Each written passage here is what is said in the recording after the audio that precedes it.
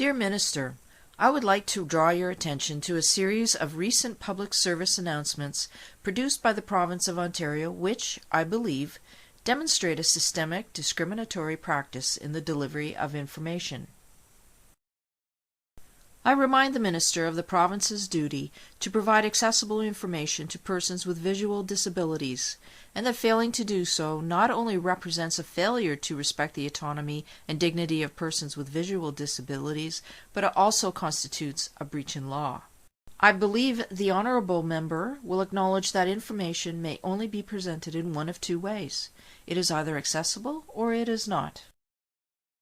And whereas the former represents a right under the law, and not a privilege or courtesy, the latter represents an exclusionary practice and a failure by the province to meet its obligations under the law. Take, for example, a recent Ontario Ministry of Infrastructure advertisement which currently airs on television. Working with all levels of government, Ontario is building over 1,200 major construction and upgrade projects. Find out what's happening in your community at ontario.ca/building today. You'll notice that in addition to extolling the virtues of current provincial undertakings, such as building over 1,200 major construction and upgrade projects, that it also informs the public that additional information can be obtained by going to the URL ontario.ca/building today. Moreover, the information is presented visually as well as audibly. As a result, all of the advertisement's relevant information, including URL information, is accessible to the visually impaired community. Let's see that again, shall we? Find out what's happening in your community at ontario.ca/building today. Unfortunately, this inclusive delivery method would not appear to be the standard practice as it pertains to Ontario government public service announcements. Take, for instance, this ad currently being aired by the Ontario Ministry of Health and Long-Term Care.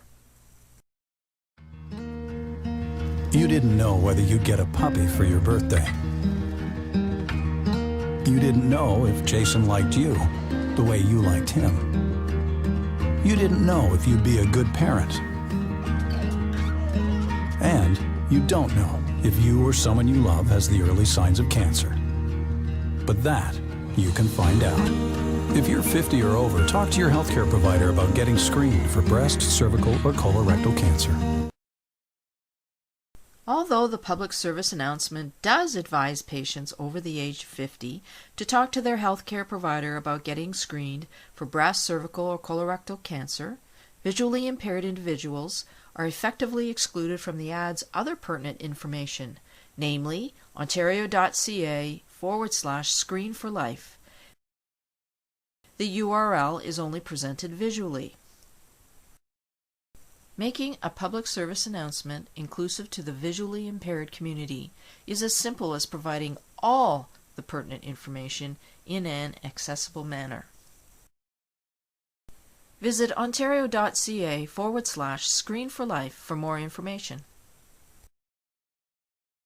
The Ontario Ministry of Training, Colleges and Universities demonstrates a similar lack of consideration in their current ad campaign, which promotes a tuition fee subsidy to eligible post-secondary students.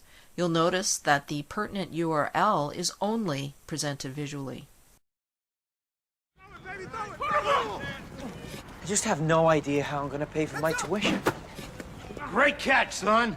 How would you like to be my new starting wide receiver on full scholarship?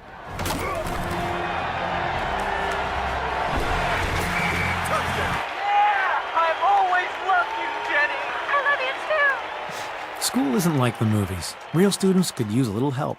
Eligible full-time students could get 30% off an average college or university tuition. Apply now. Disability in this context is not derived from the individual. It is a social construct and can easily be avoided by creating an environment which respects the dignity and autonomy of print-handicapped individuals. In the case of the Ministry of Infrastructure's Building Today announcement, inclusion ensures disability is a non-issue. Unfortunately, this is not the case in the Ministry of Health and Long-Term Care's Screen for Life ad, or the Ministry of Training, Colleges and Universities 30% off commercial.